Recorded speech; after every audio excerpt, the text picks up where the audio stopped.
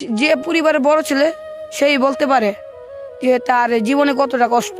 একটা মানুষ সর্বোচ্চ সবচেয়ে বেশি কষ্ট পায় নিজের আপনজন মানুষ থেকে। উল্টো তারাই আমাদেরকে নিয়ে হাসি ঠাট্টা করে।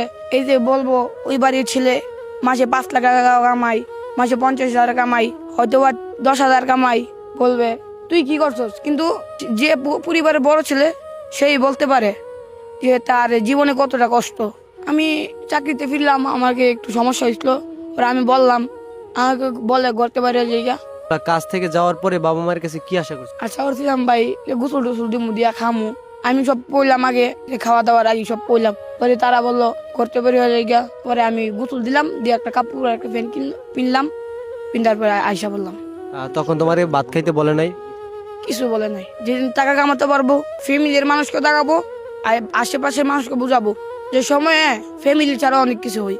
আমি পুরো পৃথিবীকে নিজেকে দেখাতে চাই যে আমার মতন 500 টাকা দিও কোটি টাকা